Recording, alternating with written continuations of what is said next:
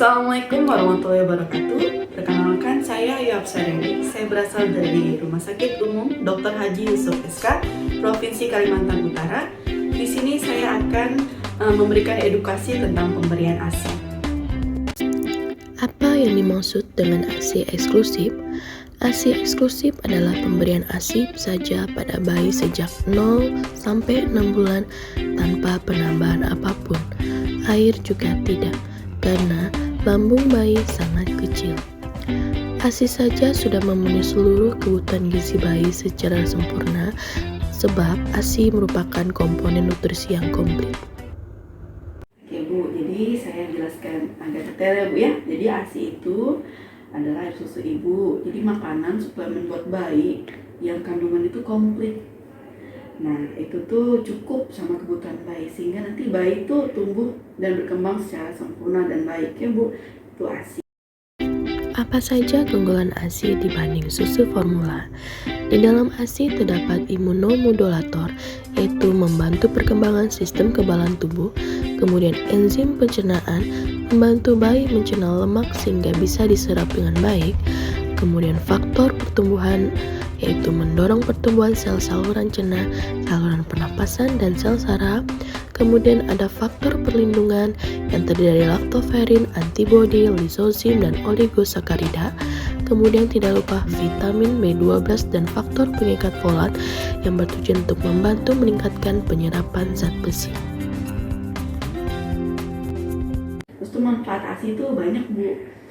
Jadi manfaat ASI itu yang pertama itu sebagai nutrisi ya Bu, sebagai nutrisi ke bayi, kemudian makanannya secara spesifik, kemudian mudah dicerna sama bayi, kemudian itu mencegah infeksi karena kandungan ASI yang secara komplit itu ya Bu. Jenis-jenis ASI ada 3. Yang pertama colostrum, yang kedua transitional milk, dan yang ketiga mature milk. Kemudian di sini tipe ASI itu banyak ya Bu ya. Jadi dari mulai ibu keluar ASI pertama itu lain lagi kandungannya. Jadi saya jelaskan sedikit, tipe-tipe ASI itu ada yang namanya colostrum. Jadi colostrum itu keluar pada minggu pertama, jadi warnanya kuning. Jadi dalam colostrum itu dia mengandung antibodi, terus imunoglobulin sama protein yang tinggi. Setelah itu di minggu kedua itu namanya transitional milk. Jadi di situ dia itu berisi juga kadar imunoglobulin sama protein. Setelah dari minggu kedua terus ke mature milk. Jadi mature milk ini dia komposisinya agak encer ya Bu dibanding yang colostrum sama transitional milk itu. Tapi semua nutrisi yang ada di ASI itu penting buat bayi. Setelah itu ada yang namanya preterm milk. Jadi preterm milk itu didapatkan kayak misalnya ibu melahirkan bayi itu kurang bulan. Jadi ASI yang keluar itu preterm, artinya kurang bulan, kurang cukup usianya. Itu kandungannya tuh juga sangat bagus Bu buat bayi yang preterm. Karena proteinnya tinggi, lemaknya tinggi, imunoglobulinnya tinggi, kemudian pokoknya kandungannya tuh komplit banget terus bagus ya. Kemudian ada namanya formil.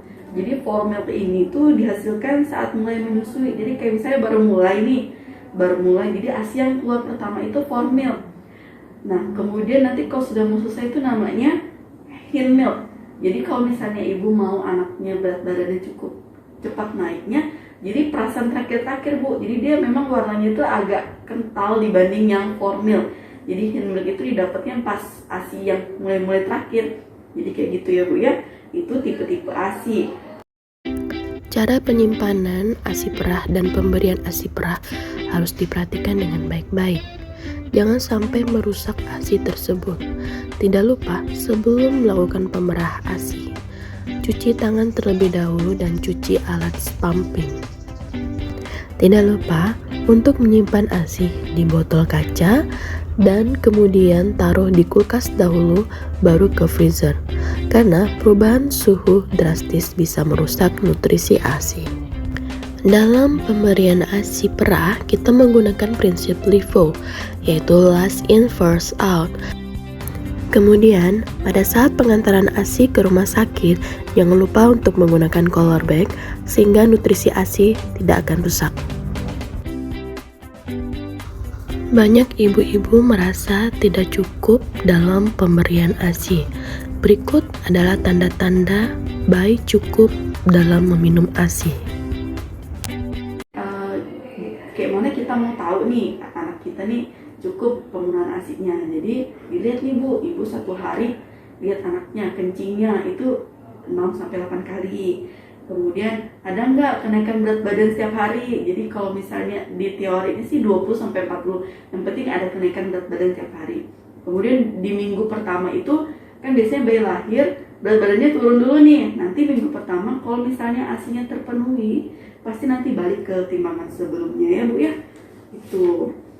Terus tuh ini Bu, tidurnya nyenyak. Jadi 2-3 jam mereka tuh tidur karena merasa kenyang kan. Jadi itu.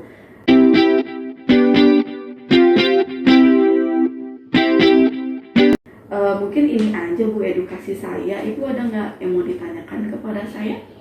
Saya rasa cukup. Saya rasa oke Bu. Kalau kayak gitu terima kasih ya Bu sudah meluangkan waktu untuk mendengarkan edukasi saya yang singkat ini ya Bu ya.